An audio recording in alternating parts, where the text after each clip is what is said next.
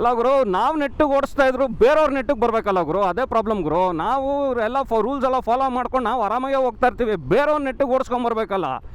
Actually ನಿಮಗೆ ಗೊತ್ತಿರ್ಬೋದು, ಈಗ Volvo is actually not own by Sweden, it is own by a Chinese company called as Geely ಅಂತ.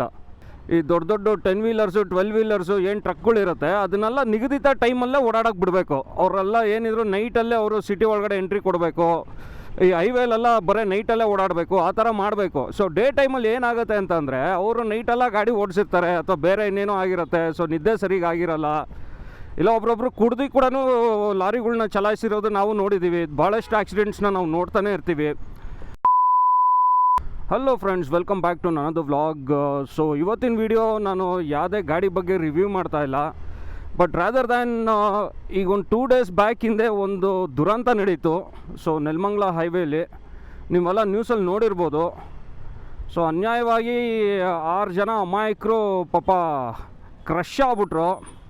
ಅವ್ರೇನಾಗುತ್ತೆ ನೋಡಿ, ಅವ್ರು ಮಾಡೋದ್ರಿಂದ ತಪ್ಪಿಂದ ಅವರು ನೋಡಿ ಇವ್ರು ಹೆಂಗೋ ಪಾಪ ಆರಾಮಾಗಿ ಹೋಗ್ತಾ ಇದ್ದಾರೆ ಒಂದು ವೇಳೆ ಆರಾಮಾಗಿ. ಅವನು ಅಲ್ಲಿಂದ ಕ್ರಾಸ್ ಮಾಡ್ಕೊಂಬಂದು ಇಲ್ಲಿ ಬಿದ್ದು ಪಾಪ ಅದು 6 ಜನ ಅನ್ಯಾಯವಾಗಿ ಹೋಗ್ಬಿಟ್ರಲ್ಲ, ಅದು ನೋಡಿ ತುಂಬ ಬೇಜಾರಾಯಿತು. ಅದು ಪಾಪ ಅವ್ರು ಹೋಗ್ತಾ ಇದ್ದು ವೆಹಿಕಲ್ ಬಂದ್ಬಿಟ್ಟು ವೋಲ್ವೋ XC90 ಅಂತ ಅಂದ್ಬಿಟ್ಟು. It is considered as one of the safest ಕಾರುಗಳು. ಅದ್ರ ಬೆಲೆ ಆಲ್ಮೋಸ್ಟ್ ಸುಮಾರು ನಮ್ಮ ಬೆಂಗಳೂರಲ್ಲಿ ತೊಗೊಂಡ್ರೆ ಅದು ಎಕ್ಸ್-ಶೋರೂಮ್ ಅರೌಂಡ್ 1,20,20,000 ಏನೋ ಇದೆ. ಸೊ ಆನ್ ರೋಡ್ ಅದು ಹೆಚ್ಚು ಕಡಿಮೆ 1,45,00,000ವರೆಗೂ ಆಗುತ್ತೆ ಗಾಡಿ ಅದು.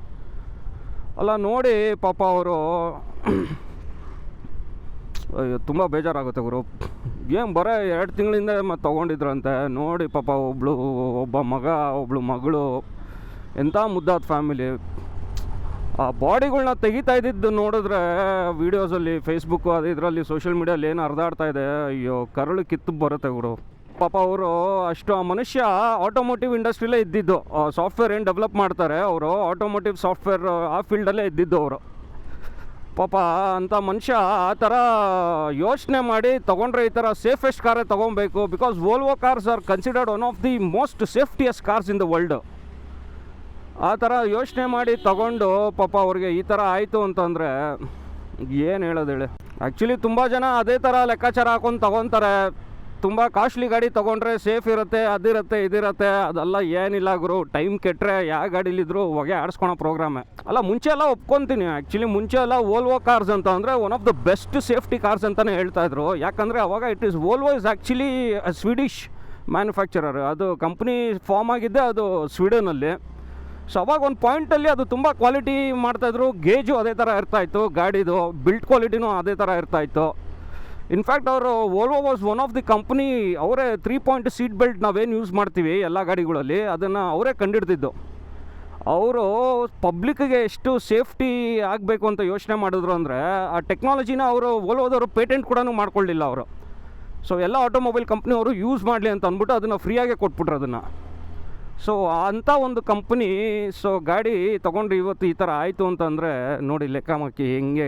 ಆ್ಯಕ್ಚುಲಿ ನಿಮಗೆಲ್ಲ ಗೊತ್ತಿಲ್ಲದಿರೋ ವಿಷಯ ಏನಂತ ಅಂದರೆ, ಈಗ ವೋಲ್ವೋ ಗಾಡಿಗಳು ಆ್ಯಕ್ಚುಲಿ ನಮ್ಮ ಇಂಡಿಯಾಗೆ ಏನು majority of the models import ಆಗ್ತಾ ಇದೆ, ಅದು majority of the models manufacture ಆಗ್ತಾ ಇರೋದು ಬಂದ್ಬಿಟ್ಟು ಚೈನಾದಲ್ಲೇ. ಕಣ್ರಿ, ಚೈನಾದವ್ರದ್ದೇ. ವೋಲ್ವೋ ಓನರ್ ಬಂದ್ಬಿಟ್ಟು ಚೈನೀಸ್ ಕಂಪ್ನಿನೇ, ಗೀಲಿ ಅಂತ. ಬೇಕಾದ್ರೆ ನೀವು ಆನ್ಲೈನಲ್ಲಿ ಚೆಕ್ ಮಾಡ್ಬೋದು, ನೀವು ಗೂಗಲ್ ಮಾಡಿದ್ರೆ ನಿಮಗೆ ಗೀಲಿ ಅಂತ ಅಂದ್ಬಿಟ್ಟು ಬರುತ್ತೆ. ಅವ್ರು ಆ್ಯಕ್ಚುಲಿ ಇನ್ಫ್ಯಾಕ್ಟ್ ಆ ಕಂಪ್ನಿ ಕೆಳಗಡೆ ಲೋಟಸ್ ಅಂತ ನೀವು ಒಂದು ಆಟೋಮೋಟಿವ್ ಕಂಪ್ನಿ ಕೇಳಿರ್ಬೋದು, ಅದು ಬರುತ್ತೆ. ಪೋಲ್ಸ್ಟಾರ್ ಅಂತ ಬರುತ್ತೆ. ಒಂದು 4-5 ಕಂಪ್ನಿಗಳು ಓನರ್ಶಿಪ್ಪು ಈಗ ಅವರೇ ಗೀಲಿ ಅವರೇ ತೊಗೊಂಡಿರೋದು. ಸೊ ವೋಲ್ವೋದು ಟ್ರಕ್ಸ್ ಏನಿರ್ಬೋದು, ಕನ್ಸ್ಯೂಮರ್ ಕಾರ್ಸ್ ಏನಿರ್ಬೋದು ಎಲ್ಲ ಅವರೇ ಮ್ಯಾನುಫ್ಯಾಕ್ಚರ್ ಮಾಡೋದು.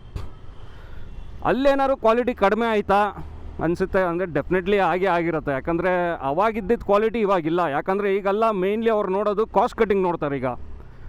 ಸೊ ಎಲ್ಲೆಲ್ಲಿ ಕಾಸು ಉಳಿಸ್ಬೋದು, ಮ್ಯಾನುಫ್ಯಾಕ್ಚರಿಂಗಲ್ಲಿ ಹೆಂಗೆ ಕಾಸು ಉಳಿಸ್ಬೋದು, ಯಾವ ಥರ ಕ್ವಾಲಿಟಿ ಆಫ್ ಮೆಟೀರಿಯಲ್ಸಲ್ಲಿ ಕಾಸು ಉಳಿಸ್ಬೋದು. ಈಗೆಲ್ಲ ಲೈಟ್ ವೆಯ್ಟ್ ಮಾಡೋಕ್ಕೆ ನೋಡ್ತಾರೆ ಗಾಡಿ, ಮೈಲೇಜ್ ಜಾಸ್ತಿ ಬರಬೇಕು, ಸ್ಪೀಡ್ ಜಾಸ್ತಿ ಹೋಗಬೇಕು. ಸೊ ಆ ಥರ ಎಲ್ಲ ಮಾಡಿ ಮ್ಯಾನುಫ್ಯಾಕ್ಚರ್ ಮಾಡ್ತಾರೆ. ಆ ಥರ ಎಲ್ಲ ಮಾಡಿದ್ರೆ ಎಲ್ಲಿರುತ್ತೆ ಗುರು ಸೇಫ್ಟಿ? ಯಾವುದಾದ್ರೂ ಅಷ್ಟೇ. ಆ್ಯಂಡ್ ಆಲ್ಸೋ ಇನ್ನೊಂದೇನಂತ ಅಂದರೆ, ಅದು ಪಾಪ ಕಂಟೈನರ್ ಬಿದ್ದಿರೋದು ಅದು ಪೂರ್ತಿ ಬರೀ ಐರನ್ನು ಅಲ್ಯೂಮಿನಿಯಮ್ ಏನೋ ಮೆಟಲ್ ತುಂಬಿದ್ರಂತೆ. ಅದು ಟನ್ಗಳ ಗಟ್ಟಲೆ ವೆಯ್ಟ್ ಇರ್ತದೆ. ಅದನ್ನ ಯಾವ ಗಾಡಿ ತಡೆಯುತ್ತೆ ಗುರು? ಆ ಗಾಡಿನೇ ಆ ಹೀಟ್ ಬಂದ್ಬಿಟ್ಟು ಒಂದು 5 ಅಡಿ ಇರಬೇಕು. ಅದು ವೋಲ್ವೋ ಅದೇನಿದೆ ಅದು 5 ಅಡಿ 6 ಅಡಿ ಹೈಟ್ ಇದೆ. ಅದು ಬಿದ್ದಿರೋದು ನೋಡಿದ್ರೆ ಅದು ಒಳ್ಳೆ ಅಪ್ಪಚ್ಚಿಯಾಗಿ ಒಂದು ಅರ್ಧ ಅಡಿ ಒಳ್ಳೆ ಮ್ಯಾಚ್ ಬಾಕ್ಸ್ ಥರ ಆಗ್ಬಿಟ್ಟಿದೆ. ಪಾಪ ಗುರು, ಪಾಪ ಅವರಿಗೆ ಪಾಪ ಯೋಚನೆನೂ ಮಾಡಿರಲ್ಲ ಅಂತ ಅಂದ್ಕೊತೀನಿ. ಅಷ್ಟು ಖುಷಿಯಾಗಿ ಹೋಗ್ತಾ ಇರ್ತಾರೆ ಗಾಡಿ ಓಡಿಸ್ಕೊಂಡು, ನಿಮಿಷದಲ್ಲಿ ಸೆಕೆಂಡ್ಸಲ್ಲೇ ಪ್ರಾಣ ಹೋಗ್ಬಿಟ್ಟಿರ್ತದೆ ಅವ್ರಿಗೆ. ಪಾಪ ಎಂಥ ಇದು ಹೇಳಿ ವಿಪರ್ಯಾಸ ಇದು. ಅದಕ್ಕೆ ಇಂಥ ಇನ್ಸಿಡೆಂಟೆಲ್ಲ ನೋಡಿ ನಮ್ಮ ಸರ್ಕಾರದವ್ರು ಏನಿದೆಯೋ ಅವರು ಕಟ್ಟುನಿಟ್ಟಿನ ರೂಲ್ಸ್ ಮಾಡಬೇಕು. ಪಬ್ಲಿಕ್ ಸೇಫ್ಟಿಗಾಗಲಿ, ಹೈವೇ ಸೇಫ್ಟಿಗಾಗಲಿ ಹೈವೇಲಿ ರೂಲ್ಸ್ ಮಾಡಬೇಕು. ಆ ಟೋಲ್ ಗೇಟ್ಗಳೆಲ್ಲ ಅಷ್ಟೊಂದು ಏನು ಕಲೆಕ್ಷನ್ ಮಾಡ್ತಾರೋ ಅವ್ರಿಗೆಲ್ಲ ಇದು ಮಾಡಬೇಕು. ಈ ಥರ ಹೆವಿ ವೆಹಿಕಲ್ಸ್ ಎಲ್ಲ ಬರೀ ನೈಟ್ ಹೊತ್ತು ಮಾತ್ರ ಬಿಡಬೇಕು. ಡೇ ಹೊತ್ತು ಓಡಾಡೋವಂಥ ಟೈಮಲ್ಲಿ ಅವ್ರನ್ನ ಬಿಡಲೇಬಾರ್ದು. ಅವ್ರ ಪಾಪ ನೋಡಿ, ಅವ್ರ ಪಾಪ ಬೆಂಗಳೂರಿಂದ ಎಲ್ಲೋ ಪಾಪ ವಿಜಯಪುರಕ್ಕೆ ಎಲ್ಲೋ ಹೋಗ್ತಾ ಇದ್ರಂತೆ. ನೋಡಿ ಅವ್ರದ್ದು ಪಾಪ ಹೆಂಗಾಗಿದೆ ಅಂತ. ಪಾಪ ಅವ್ರ ತಂದೆಗೇನೋ ಹುಷಾರಿಲ್ಲ ಅಂತ ಅಂದ್ಬಿಟ್ಟು ಹೋಗ್ತಾ ಇದ್ದಾರೆ. ನೋಡಿದ್ರೆ ಪಾಪ 6 ಜನನು. ಬಟ್ ಆ ಥರ ಅಷ್ಟು ಕ್ವಾಲಿಟಿ ಅಷ್ಟು ವೆಯ್ಟ್ ಇರೋ ಟನ್ ಬಿತ್ತು ಅಂತಂದರೆ ಯಾವ್ದು ನೀವು ಓಲ್ವಲ್ಲ, ನೀವು ರೋಲ್ಸ್ ರಾಯ್ಸಲ್ಲಿ ಓಡಾಡಿದ್ರು ಸೇಮ್ ಇದೇ ಗತಿ ಆಗಿರೋದು. ಬಟ್ ಏನು ಮಾಡೋಕ್ಕಾಗಲ್ಲ, ಪಾಪ ಅವ್ರ ಹಣೆ ಬರ ಅಲ್ಲಿ ಬರ್ದಿತ್ತೇನೋ ಅವ್ರ ಸಾವು, ಯಮ ಅಲ್ಲಿ ಕಾಯ್ತಿದ್ನೇನೋ. ಆ್ಯಕ್ಚುಲಿ ಎಲ್ಲ ಗಾಡಿಗಳು ಇದು ಏನು ಗ್ಲೋಬಲ್ ಎನ್ಕ್ಯಾಪ್ ಏನು ಕ್ರ್ಯಾಶ್ ಟೆಸ್ಟು ಅದೆಲ್ಲ ಏನು ಮಾಡ್ತಾರೆ, ಫ್ರಂಟ್ ಬ್ಯಾರಿಯರ್ ಟೆಸ್ಟಿಂಗ್ ಅಂತ ಮಾಡ್ತಾರೆ. ಫ್ರಂಟಿಂದ ಒಂದು ಟೆಸ್ಟ್ ಮಾಡ್ತಾರೆ, ಇಲ್ಲ ಸೈಡ್ ಟೆಸ್ಟಿಂದ ಮಾಡ್ತಾರೆ. ಟಾಪಿಂದ ಯಾರೂ ಮಾಡೋದಿಲ್ಲ. ಸೊ ಟಾಪಲ್ಲಿ ಅದು ಎ ಪಿಲ್ಲರ್, ಬಿ ಪಿಲ್ಲರ್ ಮತ್ತು ಸಿ ಪಿಲ್ಲರ್ ಅಂತ ಏನು ಕರಿತೀವಿ ಅದನ್ನು ಒಳ್ಳೆ ರಿಜಿಡಾಗಿ ಮಾಡಬೇಕು. ಆ್ಯಕ್ಚುಲಿ ನೀವು ರ್ಯಾಲಿ ಕಾರ್ಸೆಲ್ಲ ನೀವು ತೊಗೊಂಡ್ರೆ ಒಳಗಡೆ ರೋಲ್ ಕೇಜ್ ಅಂತ ಹಾಕಿರ್ತಾರೆ. ಇದೇ ಕಾರಣಕ್ಕೋಸ್ಕರ ಹಾಕೋದು. ಮೇಲ್ಗಡೆಯಿಂದ ಇಂಪ್ಯಾಕ್ಟ್ ಬಿತ್ತು ಅಂತಂದರೆ ಅದು ಕ್ರಶ್ ಆಗಬಾರ್ದು ಅಂತ. ಯಾಕಂದರೆ ರ್ಯಾಲಿ ಕಾರ್ಸ್ ಎಲ್ಲ ಟಾಪಲ್ಲಿ ಆಗುತ್ತಲ್ಲ, ಅದು ಫಸ್ಟ್ ಮೇಯ್ನ್ ಇದಾಗದೆ ಮೇಯ್ನ್ ರೂಫು, ಅದೇ ಫಸ್ಟು ಅಪಚ್ಚಿ ಆಗೋದು. ಸೊ ಅದಕ್ಕೋಸ್ಕರ ಈ ಥರ ಎಲ್ಲ ಮಾಡ್ತಾರೆ. So safety ತೊಗೊಂಬರ್ಬೇಕು.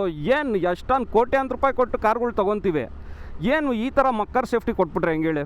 ಅಷ್ಟೇ ಫ್ರೆಂಡ್ಸ್, ಈ ವಿಡಿಯೋ ಉದ್ದೇಶ ಯಾವುದೇ ಆಟೋಮೊಬೈಲ್ ಕಂಪ್ನಿನ ದುರುದ್ದೇಶ ಮಾಡೋದಕ್ಕಾಗಲಿ, ಯಾವುದೇ ಗಾಡಿಗಳನ್ನ ಬ್ಲೇಮ್ ಮಾಡೋದಕ್ಕಾಗಲಿ ವಿಡಿಯೋ ಮಾಡ್ತಾಯಿಲ್ಲ. ಸೊ ದಯವಿಟ್ಟು ನಮ್ಮ ಸರ್ಕಾರದವ್ರಿಗೆ ಇದೊಂದು ಎಕ್ಸಾಂಪಲ್ಲಾಗಿ ತೊಗೊಂಡು ದಯವಿಟ್ಟು ಕಟ್ಟುನಿಟ್ಟಿನ ಎಸ್ಪೆಷಲಿ ಹೆವಿ ವೆಹಿಕಲ್ಸ್ಗೆ ಕಟ್ಟುನಿಟ್ಟಿನ ರೂಲ್ಸ್ಗಳನ್ನ ತೊಗೊಂಬರ್ಬೇಕು ಅಂತ ಕೇಳ್ಕೊತೀನಿ. ಆ್ಯಂಡ್ ಆಲ್ಸೋ ಸ್ನೇಹಿತರೆ, ನೀವು ಯಾವ್ದಾದ್ರು ಕಾರು, ಬೈಕು ಯಾವುದೇ ಥರ ನೀವು ಹೈವೇಲಿ ಓಡಾಡ್ತಾಯಿದ್ರೆ ದಯವಿಟ್ಟು ಹುಷಾರಾಗಿ ಓಡಾಡಿ. ಅದಕ್ಕಿಂತ ಮುಂಚೆ 2 days ಬ್ಯಾಕ್ ಇನ್ನೊಂದು ಯಾವುದೋ ನ್ಯೂಸ್ ನೋಡಿದೆ ನಾನು. ಇನ್ನೊಬ್ಬ ಯಾವನೋ ಮಹಾಪ್ರಭು ಟ್ರಕ್ ಡ್ರೈವರ್ ಏನು ಮಾಡ್ಬಿಡವನೆ, ಈ ಎಲೆಕ್ಟ್ರಾನಿಕ್ ಸಿಟಿಯಿಂದ ಎಂಟ್ರಾಗಬೇಕಾದ್ರೆ ಯಾರೋ ಪೊಲೀಸ್ನವ್ರು 2,000 ರೂಪಾಯಿ ಫೈನ್ ಹಾಕ್ಬಿಟ್ಟವ್ರೆ ಅಂತ ಅಂದ್ಬಿಟ್ಟು ಪ್ರಜೆ ರೋಡ್ ಮಧ್ಯದಲ್ಲೇ ಟ್ರಕ್ ನಿಲ್ಲಿಸ್ಬಿಟ್ಟು ಹೋಗ್ಬಿಡವನೆ. ಆಲ್ಮೋಸ್ಟ್ ಅವರ್ಗಳು ಗಟ್ಟಲೆ, ಕಿಲೋಮೀಟ್ರ್ಗಳು ಗಟ್ಟಲೆ ಟ್ರಾಫಿಕ್ ಜಾಮುಗಳು. ಈ ಥರ ಎಲ್ಲ ಟ್ರಕ್ ಡ್ರೈವರ್ಸ್ ಎಲ್ಲ ಈ ಥರ ನ್ಯೂಸೆನ್ಸ್ ಕ್ರಿಯೇಟ್ಗಳು ಮಾಡ್ತಾರೆ. ನೈಟ್ ಯಾವುದೋ ಇದರಲ್ಲಿ ನಿದ್ದೆಗಳು ಆಗಿರಲ್ಲ, ಟೈಮ್ಲಿ ಅದನ್ನ ಹೋಗಿ ಅದೇನು ಲಾಜಿಸ್ಟಿಕ್ಸ್ ಏನಿರುತ್ತೆ ಅದನ್ನು ತಲುಪಿಸ್ಬೇಕು. ಅದಕ್ಕೋಸ್ಕರ ಫಾಸ್ಟಾಗಿ ಓಡಿಸ್ತಾರೆ, ಯಾವುದೋ ಇದರಲ್ಲಿ ನಿದ್ದೆ ಮಂಪರಲ್ಲಿ ಓಡಿಸ್ತಾರೆ. ಈ ಥರ ಎಲ್ಲ ಎಡವಟ್ಗಳಾಗತ್ತೆ. ಇವ್ರು ಸಾಯೋದಲ್ಲದೆ ಪಾಪ ಪಬ್ಲಿಕ್ದು ಸಾಯಿಸ್ತಾರೆ. ಈ ಮೈಸೂರು ಎಕ್ಸ್ಪ್ರೆಸ್ ವೇಲು ತುಂಬ ಅದೇ ಥರ ಇನ್ಸಿಡೆಂಟ್ ಆಗಿದೆ. ಸ್ಟಾರ್ಟಿಂಗ್ ನಮ್ಮ ಪಾಡಿಗೆ ನಾವು ಹೋಗ್ತಾ ಇರ್ತೀವಿ, ಆಪೋಸಿಟಿಂದ ಇದು ಮಾಡ್ಕೊಂಡು ಅವ್ನು ಈ ಲೇನ್ ಕ್ರಾಸ್ ಮಾಡ್ಕೊಂಬಂದು ಆಪೋಸಿಟಿಂದ ಗುದ್ದಿ ಪಾಪ ಎಷ್ಟೊಂದು ಜನ ಹೋಗ್ಬಿಟ್ಟವ್ರೆ. ಏನಂತೀರ ಹೇಳಿ ಇದಕ್ಕೆಲ್ಲ ಏನು ಟೈಮ್ ಅಂತಿರೋ, ಏನಂತಿರೋ, ಹಣೆ ಬರ ಅಂತಿರೋ, ಏನು ಹೇಳೋಕ್ಕಾಗಲ್ಲ ಹೋರಪ್ಪ. ಸತ್ತವರು ಆ್ಯಕ್ಚುಲಿ ನೋಡಿದ್ರೆ ಪಾಪ 2 ಮಕ್ಕಳನ್ನು ನೋಡ್ತಾ ಇದ್ರೆ ಆ ಬಾಡಿಗಳನ್ನ ತೆಗೆಯೋದು ನಿಜವಾಗ್ಲೂ ಕರಳು ಕಿತ್ತು ಬರುತ್ತೆ. ಅವ್ರ ಆತ್ಮಗಳಿಗೆ ಶಾಂತಿ ಸಿಗಲಿ ಅಂತ ಅಂದ್ಬಿಟ್ಟು ಈ ವಿಡಿಯೋ ಎಂಡ್ ಮಾಡ್ತಾಯಿದ್ದೀನಿ. ಸಿಗೋಣ ಇನ್ ದ ನೆಕ್ಸ್ಟ್ ವಿಡಿಯೋ.